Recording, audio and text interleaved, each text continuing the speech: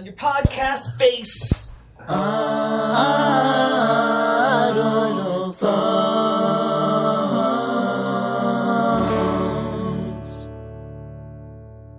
Games, video games, video games, video games, video games, video games, video games, video games, video games, video games, video games, video games, video games, video games, video games, video.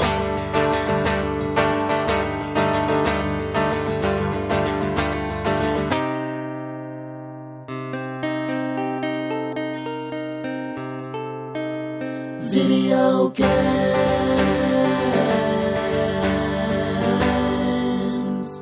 It's effectively the Ides of May 2015. This is Idle Thumbs 106. Probably. Effectively. I'm Chris Remo. I'm Jake Rodkin. I'm Nick Brecken. And I'm Sean Vanneman. Whoa. That's third chair. Yeah. I'm letting Nick be third chair today because You're letting me be third chair? Sorry. We have Nick and I have a gentleman's agreement that he is third chair today. All right, if that's the way you want to put it.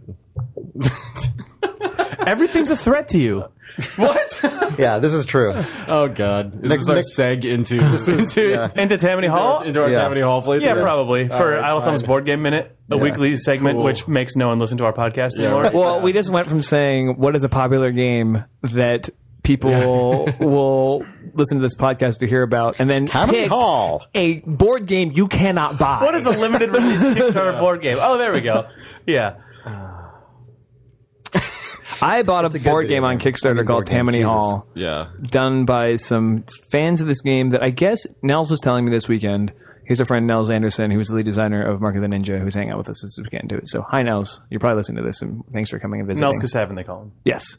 They don't But call he him. was No one saying calls that him at Essen, the big board game brouhaha that they have, this game was brought in a very rudimentary form, and people played the crap out of it. There was only a few copies there, and they all got swooped up really fast. So then it was this cultural commodity amongst board game geeks of, oh man, remember? Have you played Tammany Hall? Yeah, it's like, oh no, they only had it at Essen. There's only 100 copies of it. Yeah. And so a bunch of people got together on Kickstarter to make a really nice edition of it that improved with stretch goals, which was awesome. Which was really the way stretch goals should be used. It was 20% more game. Oh, cool. It was the opposite of that. Yeah, no, it was actually these pieces will be made out of this. These will be nice. We'll add this. Yeah. So I ended up getting ultimately a very nice edition. I think their company name is Pandasaurus Games. Yes. Their company name is Internet Guys Games. But Yeah. Instead of going adjective animal, they went the rare animal. Yeah. Yeah. They went to adjectival animal. Yeah. Yeah. So it's really great. It's a game set in early 1800s New York or mid 1800s New York. Mid-late 1800s. Yeah. Yeah. And you are a ward boss trying to gin up votes throughout the many districts of New York for your hypothetical political party. So you're trying to make inroads with the immigrant communities there, so to send them to the ballots every 4 years. And you imagine somebody from your party into the mayor's seat, and you just earn victory points along the way over 4 4-year terms. yeah, it's a 16-year cycle. And so I posited after playing it once with Nels and Jake that you were going to lose your mind over this game and really like it, Chris. Oh, I thought it was great. Yeah. It also paralyzed me on specifically 2 occasions. My turn took 10 minutes. Yeah, you really... There were two. There really were two. just There were shut 2 down. points. There were 2 decisions in that game that were the variable. It's one of those. I mean, this is my favorite kind of board game in general, where the mechanics are relatively simple and the unique content is fairly low, but the few systems that there are interact in really robust, meaningful ways. And that's Imperial 2030 is the same thing. Sorry, what? Oh, just there's I think no systems in Tammany Hall that don't drastically affect another system. Right. Yeah, exactly. Yeah, everything's very interlinked. Right. And so as a result of that, you can be in situations sometimes where it's a very slight change in the decision you make could impact a whole lot of other things. And it's ironic that I like games like that because I'm not the kind of person that can hold, like 8 chess moves ahead in my brain, like just like that. Like I'm not just not a master intrinsically strategist. one of those people. Yeah. But I do like I just like interacting with those kinds of mechanics that ripple out and are reliant on other mechanics rather than on like a lot of dice rolls and things like that. Not that I mind games with dice, but like. But going from Risk Legacy to this was Yeah. You were happy. Yeah. You're a happy man. Although I really liked Risk Legacy a lot. Yeah, I and wanna I'm get back to that. really looking forward to playing game 2. the one Oh thing- my god! Oh nope, never mind. I discovered a secret about Risk Legacy that I'm not going to tell you. All right. We'll discover on our own. Okay. You know what I like about Tammany Hall the most? I was thinking that? about it while you were talking. Yeah. Was there's only a few things you can do, like you said. You can seed an immigrant community. You can take a colored cube out of sort of By which he means SEED, not CEDE. Yes. yes. I heard you the second way the first time, Oh right. just in case anyone else did. So you can take an immigrant community out of Ellis Island essentially and put them in a ward. You can put a like boss, like a ward, like like one of your like political henchmen in a ward to like lock it down and gin up votes. And you can or spend you can slander other bosses on the board. And all of the simple actions that you do, like put a guy there, put a block there, take a guy off, and then also all of the ripple out is so directly tied to theme. There's Absolutely, yeah. like Totally. weird gray area like you sometimes get in games where it's Yeah. like, well, this is the reduction round, which kind of just means I guess our guys are all committing Right. suicide. I don't know, whatever. Yeah, right. But we Yeah, just take yeah. our guys off the board. 'Cause Yeah. You know, everything you do is just sort of very purely like you can see the years go by in this game politically in a very concrete way, and the narrative is really For sure. strong. And And it's lets also the really hilarious stories pop out of the board because Yeah. of it. Yeah, and Right, they're very and they're exactly. potent. Yeah. They're not like Exactly. you're not bending over backwards to create them. and because there's that side of it. Sean, you brought up, and then Jake, to your point, like it's also another. It's not the other end of the spectrum where everything is so literalized that it's like every single thing is like a card with a unique description and like a picture of a guy. killing And, Dr. like Lucky or every something. single thing you do is like written in text by a game designer, and like that. What you can take that to such a far extreme that it just becomes ridiculous, like Tales of the Arabian Nights, which I enjoy because it's so over the top. But in general, I prefer games like this where they strike a really impressive balance between theme and systems. And like to me, that's where the most powerful stories are. Like when I don't know if any of you guys saw that like Stars show. I saw it on Netflix, Boss with Kelsey Grammer. Have any of you guys seen this? It's not. No one talked about this show. No one saw it. It's not an amazing show, but I really enjoyed it. Just because I thought that it was like about something that you don't see all that often. It was about that kind of strong arm local politics. Kelsey Grammer in the show plays the mayor of Chicago, like sort of very Bill Daley, Daley Dynasty kind of figure.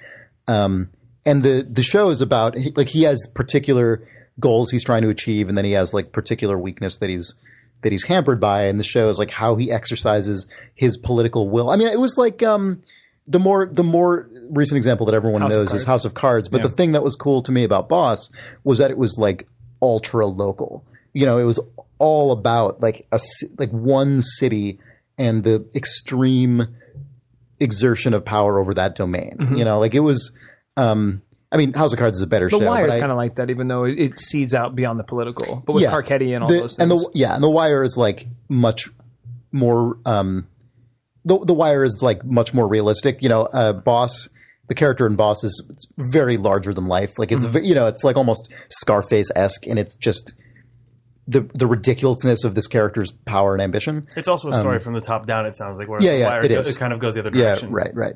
But anyway, the reason I bring it up is because in Tammany Hall, they hit such a good point between theme and literalization that whenever things like that, whenever those exertions of power or like or influence happened in the game, they created these really rich images in my mind of these like local ward bosses, these enforcers basically carrying out the sort of political will that's like fallen down the ladder step by like rung by rung. Right. You know, it was there's really Yeah. Using your Irish influence to create slander in a neighborhood about a competing boss that you then use additional influence to ripple it out into the adjacent ward. Yeah. Like the image, just the weird montage of what the version of that is shows up in your brain immediately. Yeah. That. And when you start, for every 4-year term, one player is the mayor, and the mayor has to delegate out other roles like chief of police and precinct captain and stuff like that. And those people who are other players, the other players of the game, then have additional powers they can use, like to, you know, arrest a resident, arrest an immigrant, put him in jail, or sort of do a gerrymandering maneuver and shift ethnic allegiance shift ethnic balance from one ward to another, ostensibly based on redistricting. And these things are like very powerful because we all know what that means in the real world, and the way that they impact the game is super tangible. So the imagery in this game was incredibly evocative for me. Yeah. It's also good that all the mayor can do is sit there and win. I know. Like if your job is the mayor, you get 3 points towards winning the game. Yeah. But, In a game where like 30 victory points you'll be in the top of the heap. yeah. Yeah. So that's like a pretty big 3 victory points Right. as mayor is And pretty also- good. But all you can do is sit on the throne and watch You have as no all the people, power. all the people Yeah. whose jobs you gave out are dicking you over, basically, Yeah, because they're all right. climbing up to take you. Yeah. So you have Yeah. to try and It's use your great. momentum to stay on top against. It's super good. Yeah. Being the God. mayor actually puts you in a terrible position. Right. I mean, you get points for being it, but like it's dangerous as hell because the target is on you, and you have less direct power than your delegates because they're on the ground level actually carrying this stuff out. Right. But you're in the mayor's office, like you have less direct ability to influence. The things. funniest one of all those is the deputy mayor to me, because that person's job as deputy mayor is just to gain, like, just every time it's their turn, they just gain affluence. They gain with- influence. Or gain influence with An ethnic group. with an ethnic group. So just the deputy mayor's job is basically to wander around and just shake hands and slap people on the Yeah, back and make right. friends while you're sitting there being like the villain. christen railroads and stuff. Yeah. Like Yeah. just do all the things that are just like, So that whoa. guy's just like amassing these tokens that they glad can handing then the shit out of use everyone. to just totally win the favor of every group in the board. But yeah, you just picture the fattest fuck. Yeah. In the game that we played with Nels, Jake was the deputy mayor at one point, and I was the precinct captain. So he was just gaining influence, and I was just funneling German immigrants into one district. So like while the mayor could do nothing, it's just the best, you know, like just, we basically had right in the center of the board, this German ghetto where I would just move people in and move other people It's because out. the mayor, Nels, was super he had a ton of influential. influence points for Germany at that point. So we're So like, you just okay, wanted to corral all Yeah, of we his just Yeah, put let's all make of his put us all, influence into because I one mean at ward. one point, like, Yeah. it doesn't matter. It's just one ward. One ward, yeah. He's going to have that one, but he's going to be powerless in Yeah, every it's other just ward. the idea Yeah. of this Yeah. like city where they're like, oh, so the mayor liked the Germans, huh? Yeah. I guess he's gonna like living in Ward 6 when his term's over. Excuse me, you mean Little Munich. Little Munich. Yeah. God, Nels called just the idea of that story is so funny to me. It's just like Yeah. whatever Ward 6 is on the map, it's been redistricted to be huge, but it's Yeah. also just happens to all the lines on that map are just blocks that you know are just filled with German immigrants. It's just it's such a weird. Yeah. Well, in like Ward 1, just by circumstance, Just sort of I the tip of controlled Manhattan. That was like the very lowest tip of the island of Manhattan was I really quickly early in the game built up a lot of influence with the local English population, and I realized like we got to the game is 16 years long. I mean in in-game time Years and a in turn. real world time as well. And Chris is playing. and yeah. And we got to like the 14th or 15th year, and like an Italian moved into Ward 1, and I were realized pissed. I was like, "What is this shit? This has been an English district for proud 15 years. English the proud, upstanding English folk of the first ward." And then I like it was amazing because I was like the precinct captain or whatever that turn, and I just moved that guy right. I deported moved that guy right out. He was Let me show not you. welcome. Let me show you Ward 2. Or just take some meat on your way out. Keep your house. Congratulations, you're in Ward 2 now. Yeah. The line just moved halfway down that block and stopped right there. Yeah. You'll be voting for someone else. Thank you. Yeah. God, it's amazing what a beating Nels took in the last couple years. That's of what I that game. love about that Yeah. game. Mm-hmm. Basically, if you don't play it cool when you're in the lead, in If the you become third too fat. term. Yeah, if you don't play it, it's mega, Nels mega absolutely cool. became too fat. Yeah. Because you look at, so your influence with the local ethnic groups is represented with physical shits, like little discs. And, you pile them up, like, and there's the English, the Germans, the Italians, and the Irish. And, each of those has their own color of influence token. And Nels just had piles. He was of like Scrooge influence. McDucking it up over there with I know. everyone- I actually think it's a disadvantage to pile them up. Yeah. Like, yeah. obviously somebody can. It has to be flatten public out. information. Like, how many of those do you have? Like, how much influence do you Right, have? but as it's like public hiding information? food on your plate when you want your parents to think you've No, eaten you it just all. fucking spread those Yeah. things around. Right, Put a pea over there and like a carrot over there. Yeah, for sure. Yeah. Yeah. And Nels Nels literally had his his fingers steepled behind. Yeah, he on suddenly his just chest he suddenly behind a just stack of sprouted a them. vest with huge gold buttons and a chain behind those coins. Like, what is happening over here with this guy? Yeah, it was crazy. I was not conscious of that happening until he was already like incredibly Like powerful. Nels is definitely the best at this game because he's played it before amongst all of us. But Nels, we played 3 games when he was here, and he lost all 3 of them. But he was said he always in played second. Tammany Hall He's played largesse 6 games and never won. He said, Oh my gosh, that's incredible. and he's way better at it than we are for sure. Yeah. No, he's really good. I won. FYI, me, Chris. It revealed the Nick Brecken conspiracy brain. Oh though. right, that's how we got started on this. Let's not talk about this. I will say that I don't know about this game. I mean, I really enjoyed playing it. I want to Yeah. play it more. Uh-huh.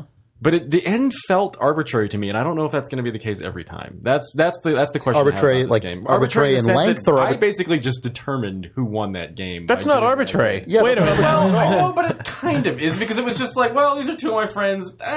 Chris, you Yeah, can but have that's it this time. okay. So for me, that was one of the things that made the end game such a so powerfully evocative of the subject matter. Is like that's how you get rid of the mayor. Is you launch the coup and guess. like Right, all I feel like that happened because Nels went to get food, and all 3 of us said, "Okay, Nels is gonna. This is in the bag for Nels, unless we all deliberately stop fighting each other Right. and take him out." But you know what I think? But okay, this is okay. Go ahead. That said, though, well, whatever. What were Oh, you I was just going to say, I think as we become more experienced at this game, we'll notice Yeah, I trends know. earlier and I launch think- those assaults mid-game as opposed to the end. That's what I said. I don't know if I don't know. It's interesting. It's like the difference between this game and Risk is that in Risk, based on the die rolls, somebody who's far behind has a chance at getting back in it, just statistically speaking. Right. Whereas It's a gambling game. Yeah. It's a gambling game, and in this game, it's just basically, well, I'm behind, and I have to depend on just Right, I wanna know- circumstance to. I want to know over time, like At what point is the point of no return? Also, Right. like if Right, you sure. if you because actually I saw some people, I did Google this and just kind of like get a take on what people who played it a lot, and there were some criticisms, which just like if you get behind, you're basically behind, and you're never getting back. No, Right. you And so can't. And that's something I found that in order to enjoy the game, I had to just plant myself Yeah. as Yeah. in last place. That's 'cause what it I- was Well, like- that's what I did, and but I will say though, like, But I started to enjoy the So- game, even though I was sacrificing points to fuck people over. yeah. So that's a mentality that I think this might be one of the reasons that I actually prefer this kind of mechanically driven game over the games with randomness in them, is because I find it easier in the mechanics driven games to just immerse myself in like the story of what's role play. happening. Yeah, like in games where there's a random element where it's like I still might win, that's what causes me to get frustrated when When you the don't. gamble doesn't pay off, and it's like, well, it could have, but it didn't because of just the whim of the universe. Whereas, which is not entirely unlike real life, but in a game like this, or like Imperial is always my go-to for this because I enjoy that game a lot. We've played a bunch of it. I find myself really able to get into a mindset where it's like crazy global stuff is happening, and I just think it's really interesting, and like it might be that I get myself into a rut, but like so be it. And for some reason, other people might be the exact opposite. For some reason, for me, it's easier to get into that mode in a game that is less randomly determined. The second game I lost, I think I had 6 victory points ultimately. Like Yeah, me too. really, really bad. I think I ended up But that with was probably my most enjoyable one because I went into just like the Joker in The Yeah. Dark Knight dressed like the nurse. I was like, fuck everything. Watch what I'm gonna do. Like I'm burning this fucker down. Well, yeah. When I realized that was not a contender, I basically said, "Well, I held Tammany Hall the first 2 terms. I'm just going to keep holding Tammany Hall at whatever cost, and then just Right. screw with everyone else's lives because I just cast myself as that guy, basically. Right. It seemed like a fair role. Yeah. Yeah, the guy who's in the smoking room every single day, Right. 365 days a year. He's Right. always there when you walk into Tammany Hall. He's never going to be mayor, but He's going to enjoy his He's life. like, Yeah. they call him the mayor, though. right, exactly. Yeah, big fat scare quotes. The mayor. Yeah. I definitely want to know though if there is like for people who have actually played a ton of this, where the breaking point shows up that they're like, you're statistically just not going to come back at this point. Like, is it at the end of the first term? Are you Right. Do we know? That's what it seemed that like you're to me. Right, it's like on the Dota, first term right? or like at the second term? Sorry, that was so sincere because I was I know, like, it "Oh, was. it's another game where you just like you don't realize how far behind you are. Right. You're just you're just inside of this snowball, and you don't know if there's an inch of snow between you and the Earth, or a massive like wall of snow between you and the rest of the Earth. Yeah. Dota is Yeah, like it's, that. It's definitely true. Dota is the Tammany Hall of video games. Yeah. They I call mean, you the mayor. what's funny though? Can we do this? Yeah. Do it. What else? giving are we you the gonna talk authority. about? I feel like okay, we've talked about obscure board games, Yeah. and now let's chase everyone else Let's with talk about the little most popular pitch of game in the Dota 2. world. If we need a Yeah. name for this one, we need to call this one the Dota Hate Cast, and 8 because Fennel said that's what we should call it. Okay. If we talk about Dota on the podcast, Are you gonna hate which on we it? are. No, I love Dota. Okay. Yeah, I was He's actually just just thinking referring about how I didn't play to any Dota. everyone listening to the Yeah. podcast. Oh, they all love Dota. There's like that one guy in the forums like, why don't you let him talk about it? Oh yeah. And then that guy's also like, I love Tammany Hall. I backed it. Everyone else. This one's for you, buddy. Yeah. No. So Dota, go.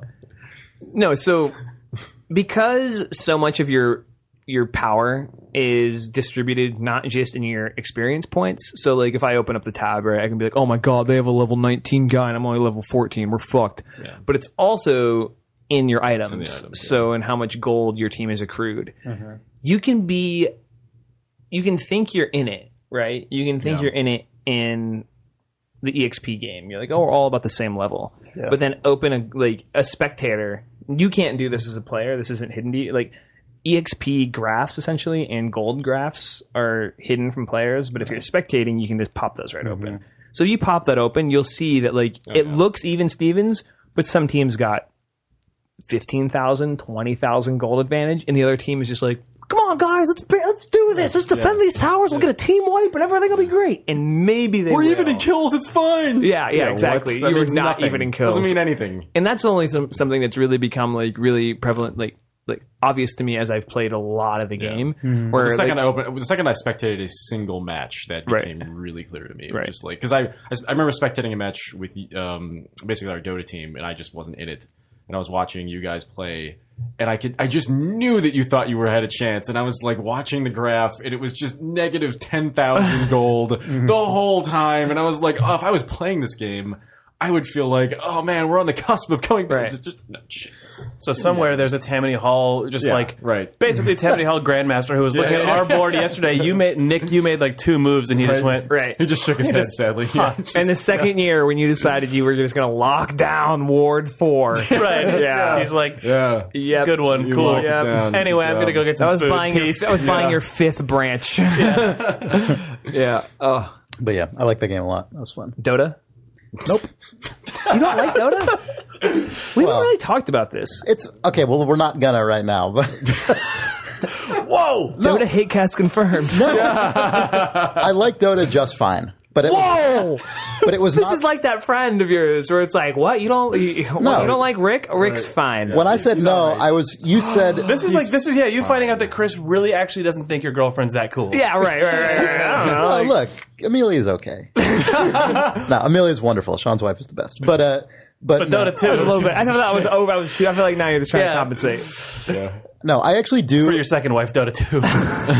I do enjoy Dota 2, but I don't know if it's possible for me to play that game the way I enjoy it, which is to not get super invested in it, because everyone I know who's into that game is like super good at it and super invested, and like I don't know if I'm not good. the degree to which like the way in which I enjoy it, I don't know if it's compatible with the way that humans actually play that game.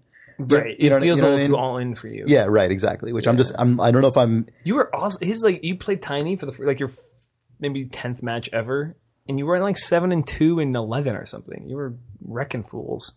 You're good with him. Cool. Yeah. It's fun to play that game with you. Did you just see that right there? That was that was Sean basically trying to get you to do whatever illegal substance it is that he personally enjoys. Like, you were no, it was good. You seem really cool. You were a real hit at that party. Yeah, you want to? God. All right. Anyway, we can talk about Dota later, not on this podcast. I don't want to push this too far. What video games have you been playing? What you been playing? I played. Now that we completed our obscure board game and Dota segments, it's time for our regular What You've Been Playing segment. Right? So last night I played. Oh, you actually have been playing a video game? That was me. I know what it was. I was going to answer it in just the most straightforward way and not acknowledge that little shenanigans you tried to pull. Last night I played start to finish all the way through that game. Thomas Was Alone. Oh yeah, have you guys seen that on Steam? Yeah, it had been recommended by a couple people. I think when we asked for game recommendations, so I played all the way through it. I have pretty mixed feelings on it, but overall definitely positive. It's a game. It's a really simple. It's a game with very simple visuals, very simple but attractive visuals. It's just colored like flat color polygons, super duper simple polygons, square, rectangle. They're like Tetris pieces. Yeah, except. No, actually, I think they're all rectangles of just different proportions. They're all different size rectangles, You know, Sorry, I was just going to say a geometry stupid thing that my teacher would have said. What? It's not important. Not all squares are rectangles. That's completely the opposite. false. Check that, reverse it. I smell burnt toast, and then he'd fall over. Anyway, he sounds like you had a traumatic. I failed math. So did he, apparently. So did your teacher. That was also just dad voice. Yeah, no love for teach. No love for me. Your dad is becoming Obama. No love Daddy for state? me. What? Thanks, Obama. No love for Dad and Obama. Daddy Obama. Now Obama's just getting weird. He's weird now. Who is your daddy Obama. and what does he do?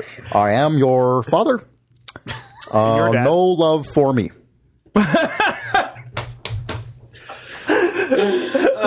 Obama's lame duck years got fucking strange. That's his entire State of the Union. Right. The State of the Union is strong, and so am I.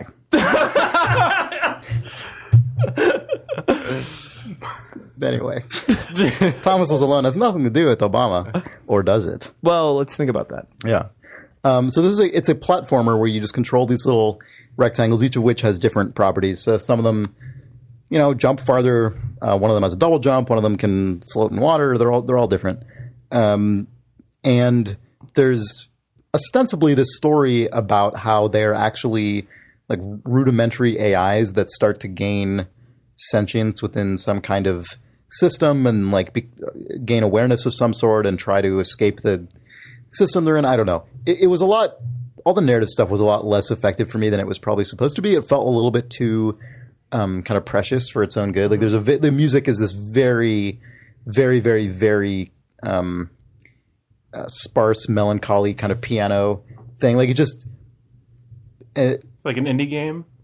It kind of had that like pejorative indie, kind of tone, which is a bummer because the gameplay is excellent. Like I thought the game was really well made and really well put together. And I don't mind that there was the frame story. I don't mind that there was the narrative around it, but it just felt like just went a little too far. Like just trying to precious. Yeah, exactly. But I really enjoyed it. I played all the way through it in a single sitting, which I think was like 2 hours or so. And the thing that is great about it, which is always what's great about games like this, is that it continually introduced new mechanics and ways to use them. And so you start off just controlling one little rectangle, and you jump around on platforms and get to the end, and that's it. And then there's another one that has different properties. And so you use them, they both have to get to a thing, and then over time you start to use them together to achieve things, and then more and more of them get introduced, and by the end of the game there are levels where you're controlling like 9 of these different things, and you're switching between them, and it's one of those games where you can start to get a really nice facility with the different systems that are going on, and it feels like there are ways to...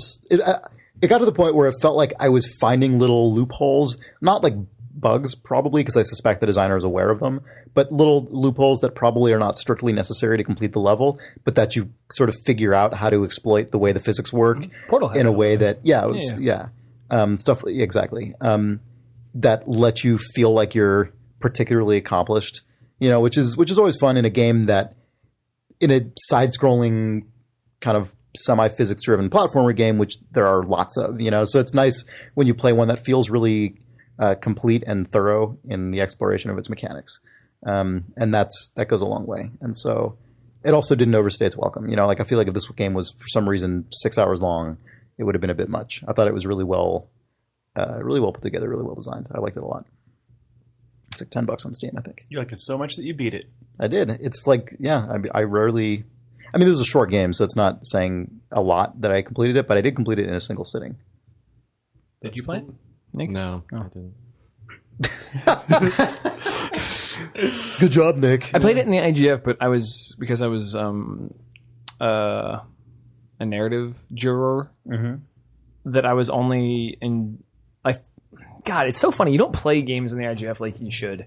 Like, you don't play them like, I'm playing this game because I want to play it, and I'm experieing it as a consumer. It like as an evaluator. I'm just sitting there staring at the narrative. I'm like, well, I don't know. Is this as good as, I don't know. So I didn't appreciate any of the things that were good about it. Yeah, totally. That was my experience with Kentucky Route Zero. Like, I want to go back now that it's not an IGF assignment and just, like, wipe my initial impressions fully clean and play through that game. Because I gotta play that game. I liked I don't know if I'll... It's so funny. Like, I really, really, like... enjoyed my job in the IGF stuff, but I don't know if I'll do it again because it's like it wasn't a time commitment really because I had fun. You could do it as a judge but not a juror. Yeah, it was just like doing it as a judge is fun. Yeah, because you get to just advocate for the games that you like and not you don't have this like you get assigned games, but it's different than being that like deep juror mentality. The way that that is true. We don't need to talk about this too much. Like I couldn't even talk to Steve for like a month. It was really bummed me.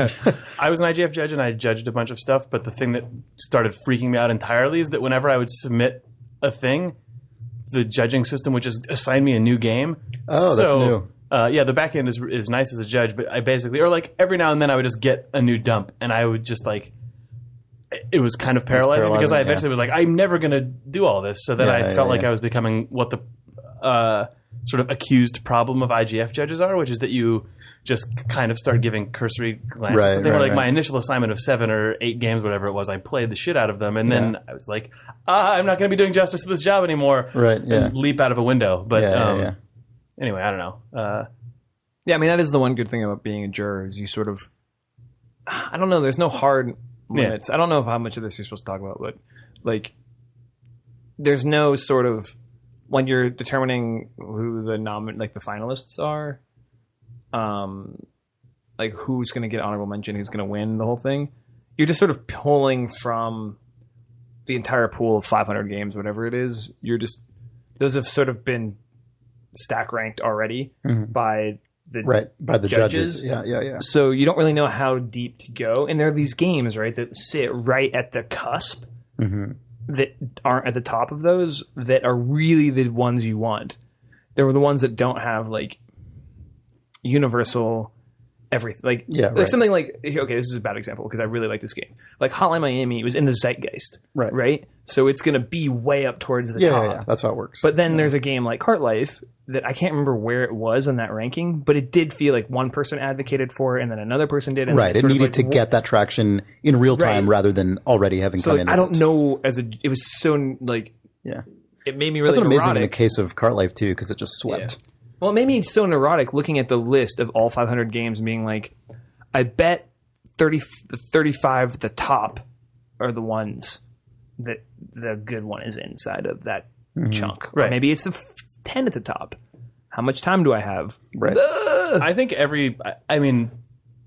this is just a completely insane speculation, but it seems like the GDC or the IGF Awards play it pretty soft like that, but I think that you kind of have to do that at a certain point. Oh, I agree. I agree. This makes me neurotic. Judge and jury film festivals, it's, at some point you have to vet all the submissions, and then someone just goes, okay, let's look at the top of the heap and pick out of that, because otherwise that's true. There's just not I actually appreciate Brandon. I think Brandon does a really good job. I think he does a fantastic job. Yeah. If you had stuff you wanted to stuff about it, you can take a break. Okay. Wow. All right. Yeah. All my quarterbacks are dead. That sucks. All of them. Warren? Yeah, Warren got his. Oh no, I knew this was going to happen. Warren got, dude. Warren got 10 missions, 45K confirmed kills. Wow. He was a fucking lord. Yeah. Yeah, XCOM is first rough. ballot, dude. First ballot Hall of Famer, guaranteed. Yeah. And he just... I've wiped now twice, and now I know we're breaking. No, we're not. No, we're not. So am I done in this game? Like, If all your guys are dead in XCOM? No. The guys are... Whatever, I got a bunch of fucking new idiots who showed All up. the humans are- Kylie got hers. Kylie's dead. Kylie and Warren died in the same mission. They were the last two together. It was just... Oh, my God! So... Peyton Manning and Eli Manning got killed by the same grenade. Swear to God, Nels was watching. God. Their two bodies just went opposite directions, and the Manning brothers just laid their face down. And right in the middle of it was headline. a single tear splashed against your monitor. Yeah, actually, my monitor and the explosion of the grenade did that thing like in Metroid Prime where you see Samus in the thing. Except I was Archie Manning, their dad. Just ashen. Oh, man. Yeah. In the XCOM world, he's Commander Manning. Yeah, excuse me. Yeah. But Mother of God. Yeah. they have a third the brother. cigar ash They have a drops, third brother who doesn't play football, so he's fine. The Manning bloodline of quarterback pedigree will go on. He's the German scientist yeah. or whatever. That lady? Oh, you mean the engineer? Oh, the engineer. Yeah. Sorry. He's a little old. But yeah. No, Kylie and Warren died in the same mission. My question is, I am now at a point where this seems like... Just unrecoverable. Right, but it felt like that when Warren and Kylie died, right? Yeah. I was like, I can't come back from this. And then I did the next mission, and I was down a bunch of guys. It was looking really bad. I got them all to huddle up, and they just moved through the level really slowly. This is the human story, man. And we had a lot of like good Overwatch roles, essentially. Yeah. And I did it. And I was like, oh my God, so you can come back in this game. But now it was like, When all hope is lost. it doesn't feel like the 11th round of Rocky 4. It feels different than that. It feels like I thought I was coming back, and now I'm just getting grounded to the pavement. Yeah. But like 3 countries have pulled out of the XCOM Council. Right. Japan just had they're about to pull out, but then there was an abduction there, so I went there. 4 guys died. One person made it out. Oh, get this. So, oh my God. I can't remember who it was. I think it was like, I'm so thin on quarterbacks now that I'm pulling some out of the NFL draft from this year. So like Geno Smith is on my team. They never play in the actual NFL. Right. But like, so Geno, like I was just like, get everybody out. Fuck it. Yeah. Like three Manti, dead. get out of here. I'm like, I was in a mission. Half of them died. I was like, get everybody out. Yeah. I run them to the extraction point, and it's like, do you want to leave behind the third one? I have 2 of them in the extraction point. Leave behind the third one, and I'm like, no, she can make it. So I'm like, just take my turn, go into like hunker down. They get killed in the extraction point. Oh, no. Yeah, and the girl got out. So it was like they were waiting for her. Like, get to the chopper. And then They got killed, and she ends up in the She chopper. just like She's climbs over the body. Where's Gino? It's like, he didn't make it. Yeah. Climbing over the bodies. Yeah, Yeah. exactly. That stuff is brutal. Those moments like Am I that. in done? that My game question is, am I done? I mean, I don't know if you're Do you technically GG done, against but aliens? like, if you Yeah, do if I you just start, pretend like they're not invading? if you start a new Iron Man game, you'll have such a better understanding of That's the thing. of everything. Like that's you know what I mean. Like that's really the value. But can I win this one? It would be. I don't know. It would be really hard. I mean, it's on. But can you lose this game? Well, eventually everybody is pulled out of the XCOM Council, and they'll just be you like, can lose. You probably will lose. Yeah, without any experienced soldiers at that stage in the game, probably. Yeah, you're going down hard. yeah, Yeah. I've been in that situation. It's better. So I should it's just- better to just cut your losses. 12 You'll hours. feel- Start new. You'll Start new feel- season. You'll feel so much more competent, like with the knowledge. But what I'm gonna have to pick a new naming convention. Yeah. Maybe I'll go NBA. Sure. Yeah, because I can't be like Warren Moon 2. yeah, no, it's just lame. offensive, yeah. That's just offensive. Well, No, it's disrespectful to his It's memory. disrespectful, to the first guy. Commander Sergeant Moon. Sergeant Moon. God. Those were all just Lieutenant clones Moon. anyway. I mean, Yeah. Yeah. They're just printing them. From the DNA of the original NFL quarterbacks. Yeah. They just went to the Hall of Fame of your Earth extracted their 20th DNA. century. Yeah, from a We need the game-worn top jersey. men. Yeah. Anyway, okay, we can take a break. Real break now? Bye. Warren Moon spent 6 years in the CFL that he didn't need to spend because of racism. Stupid. Yeah. Couldn't get drafted because black guy can't play quarterback. 70s. Yeah. Okay, we can take a real break now. Video games. I got one thing I want to talk about really quick, but we don't have. This is Jake's. This is. You should just become the Andy Rooney of Idle Thumbs. Well, I don't have a thing that I want to talk about a lot. I have a thing that every single week. It'd be so good. I have a thing that I hope will seed a brief amount of conversation, or at least will entertain Chris. Oh, everything you talk about needs to be 2 weeks, 2 years off non-topic. What's the deal with DLC? Microtransact. Get rims for your car. Call me old-fashioned, but when I buy a game, I want the whole game. It's time for No Love for Jake. What's this horse armor? Whatever happened to Jay Allard? Video games.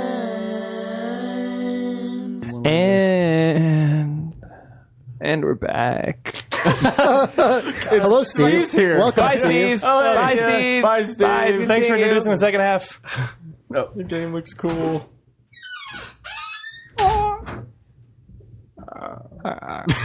That's him leaving. That's how.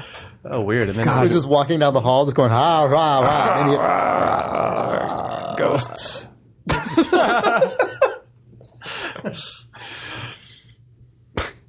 yeah. Did you see the game trailers? The short description for Gone Home is God. what was it? it's like explore a house Mysterious in a house mysterious house that is maybe haunted. Wait, what? Haunted by ghosts. Yeah, it's haunted. Yeah, maybe haunted. Yeah. Oh, yeah. Did Steve write that, or did someone at Game Trailers Somebody write from that? Game Trailers wrote that. That's I was like- hilarious. yeah, because I was like, oh well, I'm done. I literally did Yeah. the end of a blackjack dealer, Yeah, yeah. hands flip over to the sky maneuver. And went, I'm good. Okay, I think there's probably a lot of people listening who don't understand the subtext here. So Steve's game Gone Home is about exploring a house, and Sean has basically been trolling him for the last year about how this game should have ghosts in it. I don't think it needs ghosts. A ghost. All it needs. All right. Well, at the end of the first act, you're like, there's definitely a ghost in here. At least that's what I said Yeah. Oh, yeah. while I was playing it. And This is then this escalated. Chekhov's hypothetical is that ghost. Steve went, No ghost. not. Absolutely not. Yeah. But then you were like, what? You're gonna just Close the door on put ghosts? the bullet in the brain of the allure of the ghost. Right. Like, just there's no ghost. He will not indulge the allure of And the he's ghost. like, I don't even want people to think there's a ghost. Like, why not? Why not let them think If that? one person thinks it's a ghost and buys here's- your game for X amount of dollars, Best thing though, more people see a video that comes up in rotation on game trailers than ever read the Fulbright blog, read an interview from Steve, or listen to this podcast. So someone is going to be like, oh, Gone Home, I saw that on game trailers. I think there might be a ghost in it, and buy it. Like, that's guaranteed to happen now, no matter what Steve tries to do, unless he puts out another trailer called the No Ghosts trailer. And it's just like a song about how there's no ghosts as a advertisement for the game. Like, then maybe people but people would know. might think that's ironic. Yeah, they almost They're certainly like, would. oh, fuck, there's a ghost in Definitely, Definitely, as ghost definitely confirmed is what that would be. Unless he basically writes to the editorial staff at Game Trailers and says, remove this or you'll be hearing from my Fulbright lawyer, Yonaman. Also, programmer. Ignore the Allure of the Ghost is the name of my forthcoming supernatural YA saga. Oh, So good. I'm glad we got a little plug for that. That's good. Yeah, I can do whatever I want. Okay, good. Anyway. So we're talking about ghosts. Steve is apparently afraid of ghosts. Something you wanted to talk about, Jake? Oh, I thought that maybe we should talk about the Idle Thumbs record first, but I don't know if that's worth talking about. Sure. I don't know if it's worth talking about the thing that we promised people who backed out of Kickstarter. So we know you backed a Kickstarter for an EP that has 4 songs on it, but instead it's going to have Halloween ghost sounds on both sides. It's going to be a spooky sound effects record. Creaking doors, bats, a guy going, "Bleh," which just ruins the sound effects record. It means you can't use it to scare someone. We have mixed in a few Goldblum laughs here and there for your spooky festivities. This is the thumbs them least up. useful record that anyone's ever produced. Spooky Goldblum sounds. And then like, it's like, and then thunder clap behind him.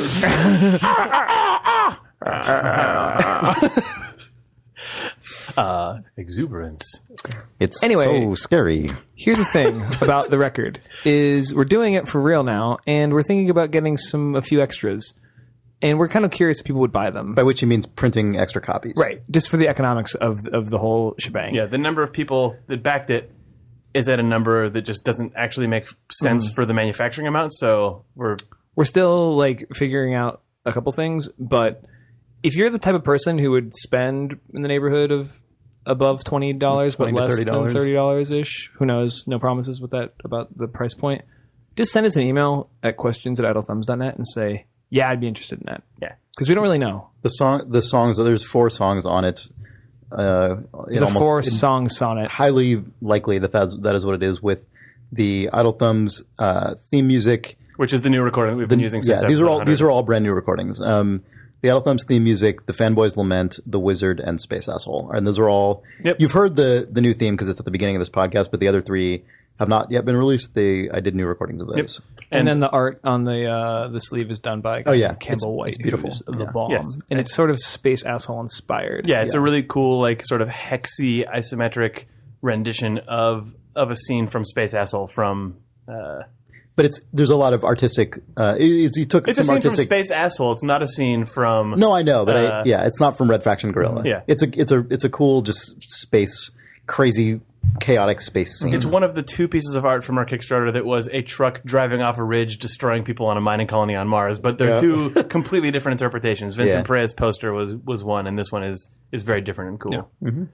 And so, like, we're thinking, anyway, let us know about that. So They'll probably definitely be limited when we do them. So if that's something that helps you value them, also we might sign them, but let us know if that's something you don't want us to do. Just any opinions thoughts you have on this, like how much you'd be willing to pay for it, like what, if you'd actually really genuinely be likely to buy it, or if you're just like, maybe depending on price. Also, I mean, we may as well just open this up a little bit, I think, and if there's other Idle Thumbs merchandise you'd be interested in, I mean, we're obviously, the record is a thing we're making right now, and we know there's overage of it, but we haven't really sold anything from the podcast, but we're starting to think about that. We're starting to think about it. Or services. Oh, yeah. Nick's got Dota coach. God.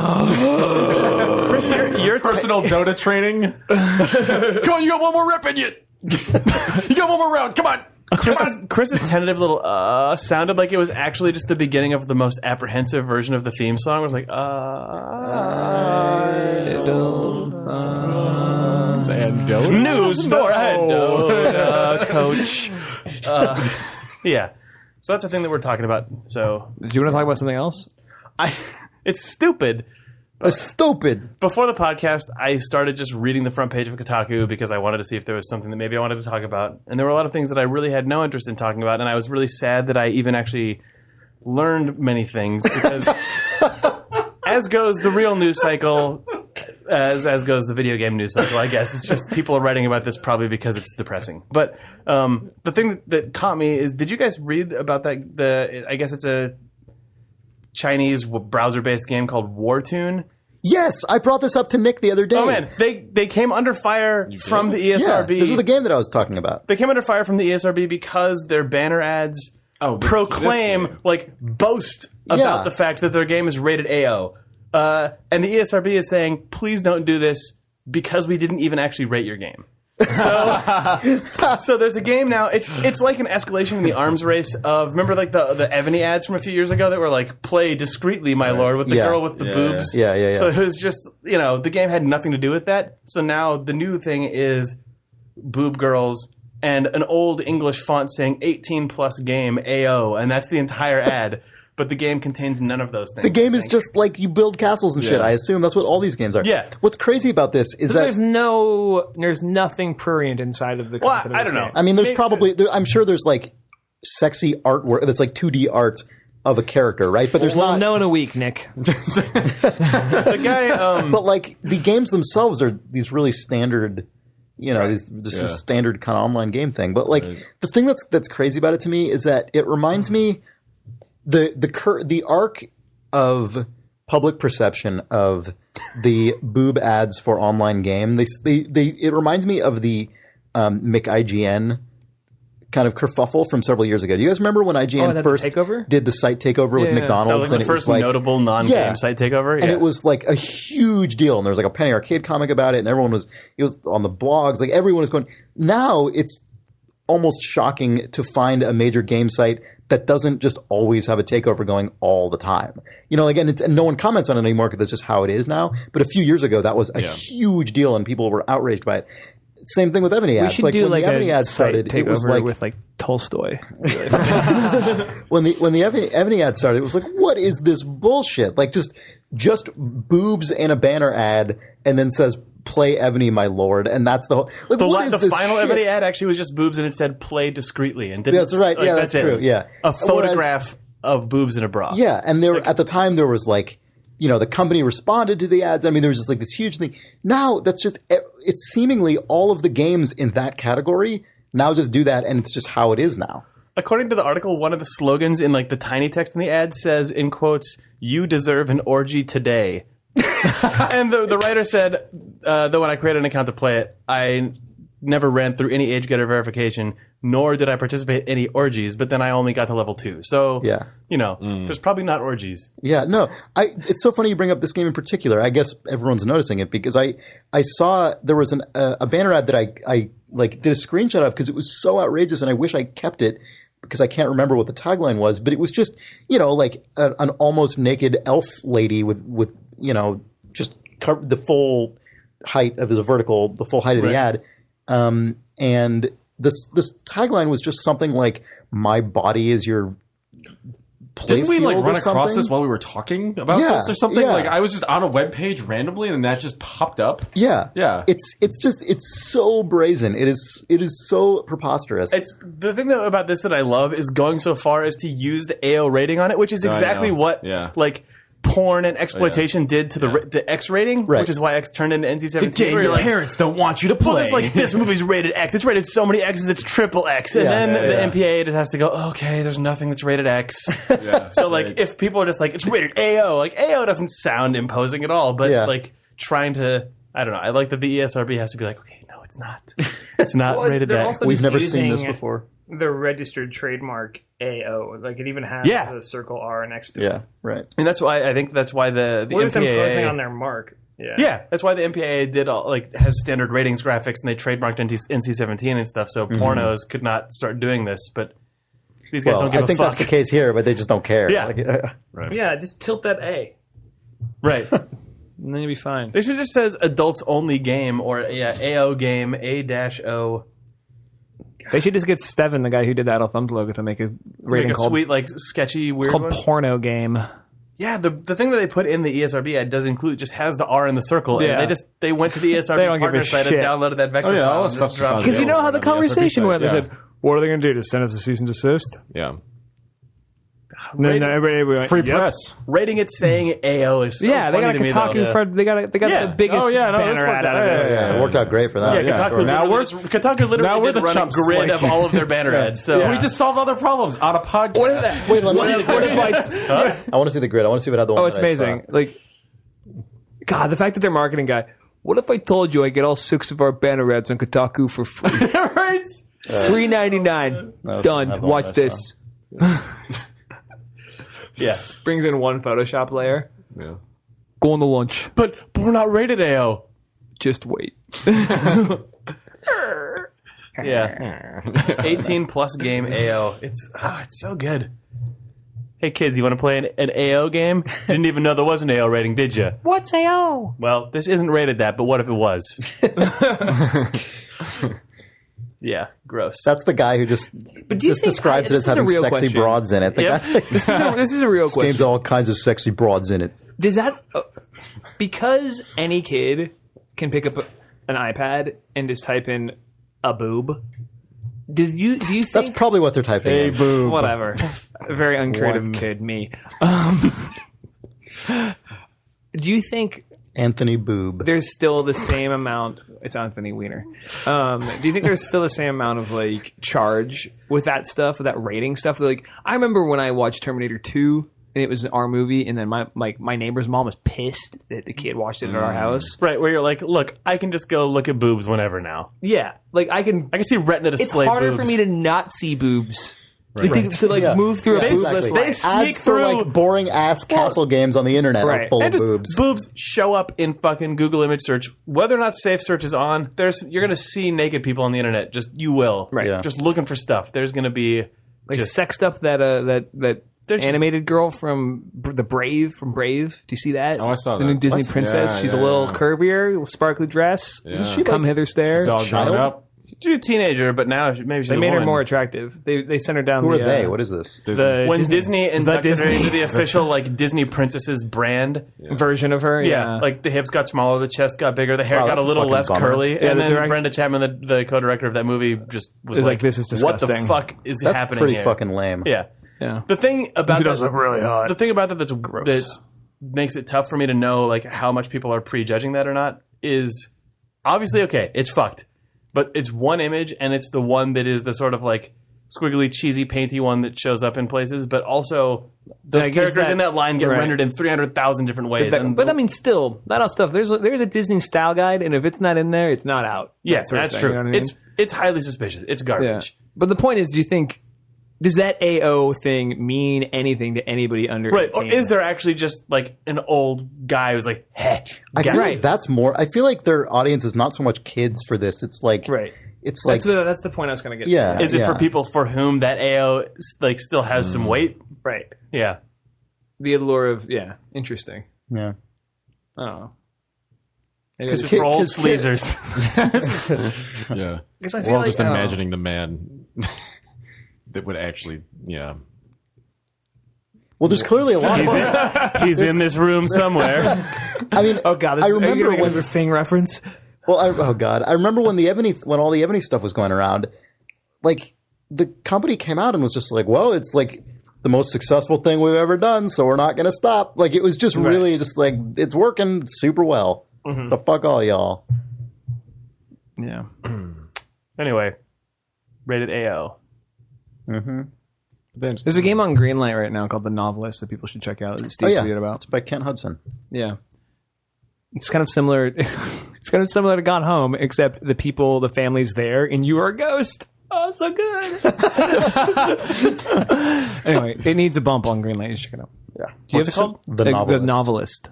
Yeah. Do you have mail? We do. Oh, it's time for right reader in? mail? It is. All right. Michael Worth says, open world games. Hi, Idle Thumbs. Oh, hey. There's a lot of words I'm seeing underneath your thumb, Chris. Ooh. Yeah. Recently, you've talked about the topics of open world games as well as games with gating. I'd like to mention an often overlooked open world game that offers almost no artificial gating at all, Dark Souls. In a new game, what was that? No, I haven't played. Yeah. I know where you're going with this. In a new game, most players will take a particular path because the other paths offer a much greater challenge. Taking this path, the player will notice many gates that must be overcome by defeating a specific boss, and this provides a relatively linear experience. However, more experienced players can take one of the more difficult starting routes to shave off time or to ignore areas or bosses they simply dislike. This offers a completely new and more challenging gameplay experience, and as all gates are almost completely removed in this scenario, you're free to skip a lot of content that is meant to train inexperienced players. There are still particular bosses that must be defeated before the game can end, but this is a great example of a developer allowing the player to use skill to skip content and beat the game in a different way. Dark Souls is great in that it never holds your hand and only presents challenges that you, the player, can always overcome with sufficient skill. Some players even beat the game New Game plus as a level 1 character just for the challenge. I'm wondering if you guys can think of other games that present a somewhat linear path for new players, but are technically an open world if you have enough knowledge about the game. Thanks, Tao Tipper. Only things in real life. Somebody shows up and is like, I'm a prodigy. 14 just won the Masters. Yeah. Yeah, that's a tough one off the top of your head. That's a really goddamn cool example, though. It is a really good example. And that was the reason. Actually, well, the main reason I brought it up was to I think we both shame need to play myself Dark and possibly Souls, also Nick Brecken into playing Dark Souls. And because people, I mean, this is far from the only person who's told us to play Dark Souls. Basically, everyone in the universe has told us to play Dark Souls. You like Demon Souls a lot, didn't you? I did. That's why it's ridiculous that I haven't played this game. But I know why. I was thinking about it before we recorded the cast today. Because I remember when I first played Demon Souls, the first time I played it, it didn't click with me at all. And then I remember going to work and talking to some coworkers about it. And they one of them anyway, said something about it that made me kind of reframe it in my brain. And then I went home, a few days later and played it a lot. I got really into it. I played it for hours and hours and hours. But I definitely had to kind of just decide I'm going to play this game. It was like one of those experiences of the book that you should read, and you got to just get yourself into the. Sorry, that wasn't even intentional, Sean. I just accidentally. That was not even my goal. Sean's behind on a book. I didn't mean to. That was not my goal. This month on the Auto Book Club is next month on the Auto Book Club. And with Dark Souls, the same thing. When it came out, for the PC version came out, I downloaded it and I loaded it up, and I was just immediately confronted with the enormity of like the potential task in front of me. Yeah. And I was like, oh God, this is going to be a lot of game. But I just got to go back and just decide to play it and just decide I'm going to play this and do it. Because I didn't actually complete Demon Souls, and I don't really care. It's not like I need to have put in 200 hours to have gotten considerable enjoyment out of it. It's so funny when we were talking about this game before the cast, because I realized that I had basically blocked the fact that I had purchased that game and then given up on it completely from my mind out of shame. Yeah. Right, Oh, yeah. right. No, yeah. I was like, I'll never play that game.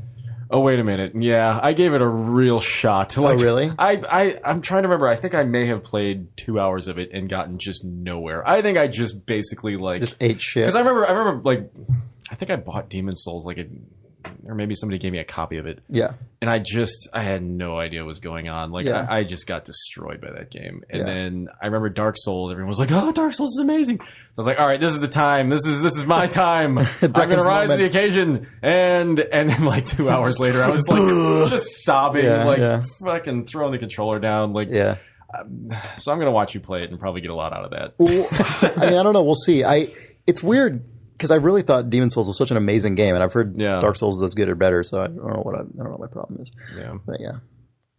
I mean, I think Nick, you'd probably be really into it. It's just one of those things where you have to like understand what the game's about, and then when you do, it's like driving a stick shift or something, where then suddenly you're just like, wait, why did I think this was hard before? Like, I don't understand. Not that it's easy, it's not, but it's like you understand the ways in which it is hard instead of just throwing yourself against a brick wall and not making any progress. I mean, what is the problem? I keep trying to get through this wall.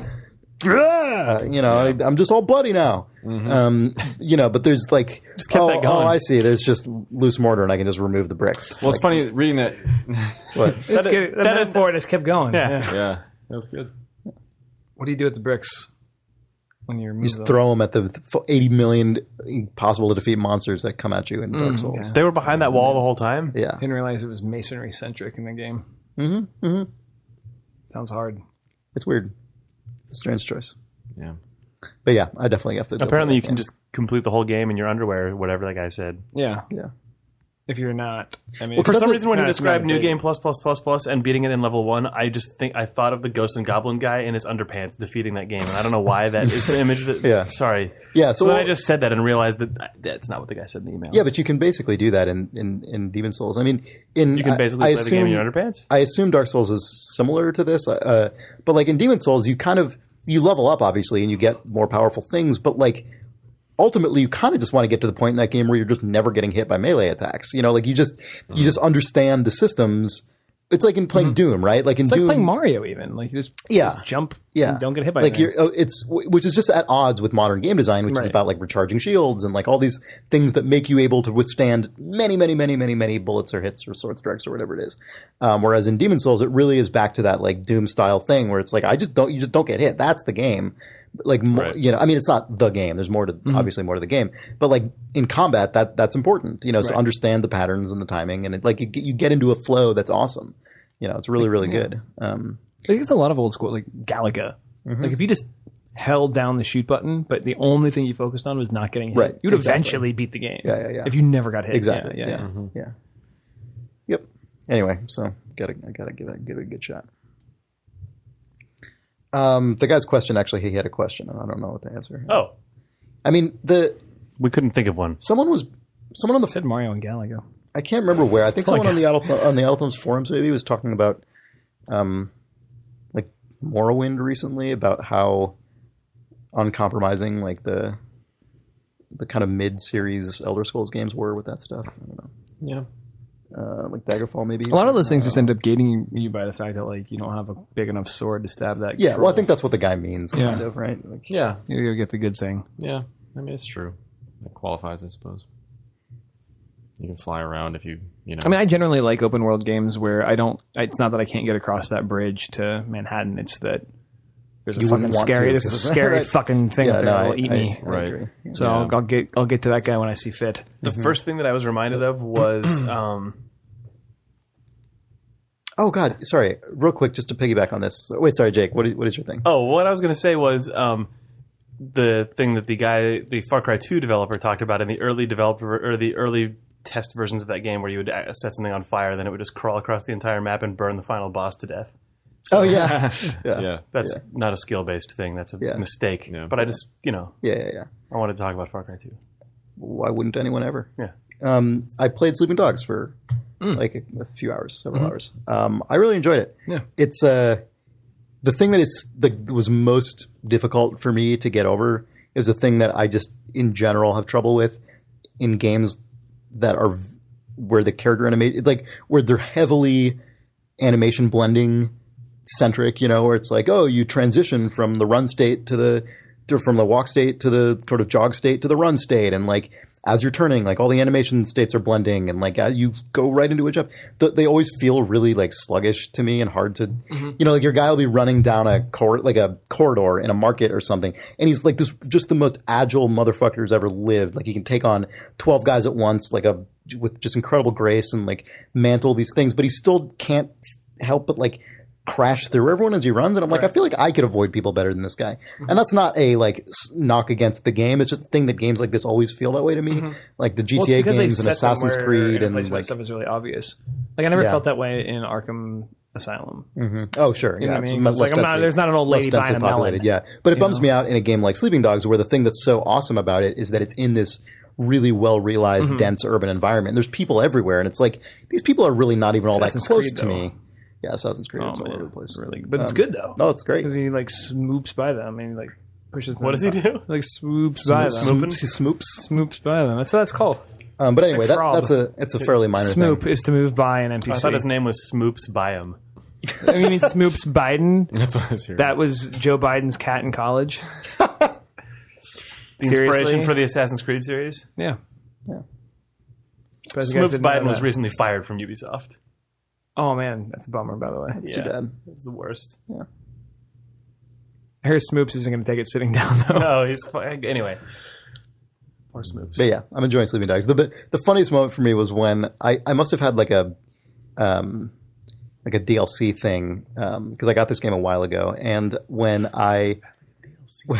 because when I got to the point where it's like get in your bike and like head over here, and I go to the garage, and my two options are like motorcycle or hilarious developer branded smart car. Yeah, and it's like I have this that too. Goofy little 2-seater, like 2-door fucking shit box, and it just goes. It's really speedy, and the turning radius is. Oh, you got in the smart car? Oh yeah. Notice that the way that parking lot is set up, as soon as you get in the smart car and you go right, you're like, oh, I'm going down this ramp. You're just going downstairs. Did you do that? Oh no, I went left. Oh my god, I've driven down the stairs every single time. It's like because I just think about like, oh, that's how I get out of there. Yeah, so just like that's what this guy does. So every time, like, there's some old lady. Can you drive back up the stairs? I don't know if you can in a smart car.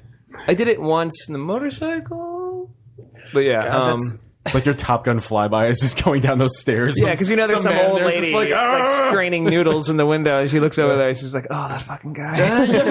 every time with this guy. It's just where my brain. It's like, oh, I go out and go to the right, and then I go down. Oh God, it's stairs again! Fuck! God, that is like the weird Edgar Wright movie version of that scene where the guy's like, take the motorcycle. Then it shows the motorcycle. The guy looks just slightly to the right, and the camera pans over, and there's just the most ostentatious but stupid bullshit there. Yep. Crash cut to that going down the stairs. And so as soon as I got in that, it also reminded me of the other things. Like I just was, all I wanted to do with the game was just jake it up and just drive around the city and just do whatever. And like I immediately got derailed. This co-branded smart car out of here. It's hilarious. I'm free. And also what it does is it must do stuff with your Steam friends list or on the consoles, whatever their thing is, like where there's just arbitrary goals in the world. I guess like how long can you drive on this street without... Yeah, it has that like Burnout Paradise thing. Yeah, and so like the people on my Steam friends, I'm like have a horrible rank 11 among my friends of like length of time spent without an accident, or I don't know exactly what the qualification is, but like that immediately just derailed any other goals I had in the world, because it's just so much fun to drive around in a really, really nicely put together huge city. And it's cool that I'm probably repeating a lot of stuff you said a couple weeks ago about the city, but I think it's really nice to play a game in an open world game that is also an urban game, but feels totally different to what a GTA city feels like. You know, I love urban environments generally, and not a lot of games are set in ones that are real and not like full of mutants or zombies or something, you know, but just like actual city, relatively current time frame. It's sort of like the promise of Driver SF. Yeah. But which didn't deliver. That's right. The open period Hollywood and LA Confidential and LA Noire was so sad because it was all there and there was no reason to Did anyone else play that game? Oh yeah, I played that game. I know exactly what you're talking about. It's just in between missions you drive around. It's just like, we built it in the GTA engine, so it's the whole game is an adventure game that drops you from scene to scene. But instead of it dropping you from scene to scene, it says get in a sick looking like 30s Los Angeles-esque like period film car and drive through an open city. But there's nothing in it. It's just it's empty, and then you get to a place where there's a dead guy, and then you have to click every hotspot and then drive away. Yeah. Oh, why isn't there a good game in there? That's timely LA Noire review. Whatever, sorry, just you saying that it's a city that's not a straight up GTA city. It's that was but that game was super disappointing to me. Yeah. I mean, as it was to most. But did you ever see that blog post from somebody who got their dad, who was a cop in LA at that time? Yeah, not at that time. Yeah. If he's an old man. Yeah, he was a super old guy, and he was I don't know if he was a cop. I mean, he'd have to be like 100 years old. He was pretty fucking old. It was a dude who remembered landmarks from that era, and he was just like, "This is entirely accurate." He was blown away. Maybe plus 10 or 20 years, maybe, but yeah. Well, I don't know. He was like 100 or something. I don't know. I could be making all this up. But he was impressed by the. He was extremely impressed. He was Walt Disney. Yeah. It was good. That's cool. That's cool that they actually bothered. Yeah. It's kind of cool that they actually bothered. Right. They probably didn't need to actually bother. It's like they bothered. That in a vacuum, I'm saying that is cool. Like, you know, aside from any other considerations. Anyway, Sleeping Dogs is cool. I'm enjoying it. I'm also butting up against like just open world game syndrome to some degree, where I just find some random person who's like, go take some pictures of these landmarks, and I'm like, sweet. I'll drive to these crazy places in my hilarious car. Meanwhile, you're this undercover cop, and you're like, "Why isn't he checked in with us?" I don't even care. But you see what I'm saying though about the combat early on, just feeling like it's not too big for the world. Yeah, but the thing which I agree, but then the thing that is also like a bummer to me a little bit is that, you know, I'll drive to this like vantage point to take a photo for this woman who wants to sell T-shirts, and then immediately after I get out of my car, there's 4 guys who want to kick my ass, like just on this like cliff side, and I'm like, well. You're violating copyright. The skyline is actually trademarked. And those guys are after Those guys are the copyright attorneys. Yeah. You got your permit? Can't just take photos. No, I'm just going to take a picture of the... Not here, man. Sorry. Where do you think this is, America? Bullshit. Yeah. Let's go. Fuck. No, I'm going to leave. Are you the guy in the co-branded smart car? Can't park there. Sorry. Also, we're repossessing that. You don't own the rights to that shit. Yeah, you work for them?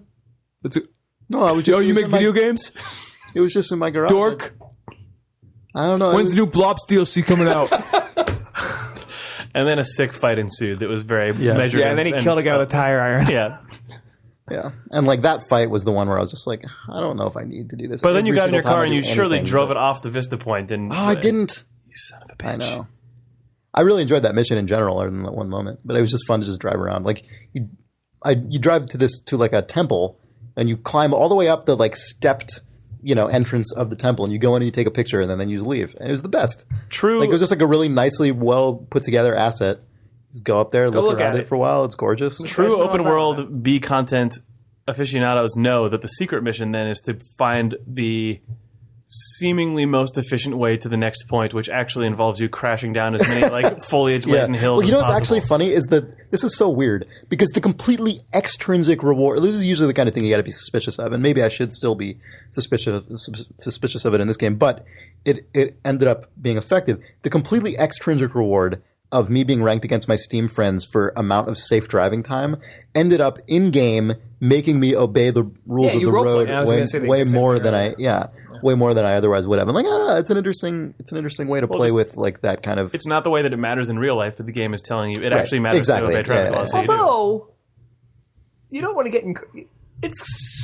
The social pressure of not driving like a psychopath is a thing. That's actually true. It's a little. This is the equivalent of the Allstate like good driver bonus. Yeah. Look, but in video game world, where it's like, look, just gamify your life. Just don't kill anyone in your car for 2 minutes straight.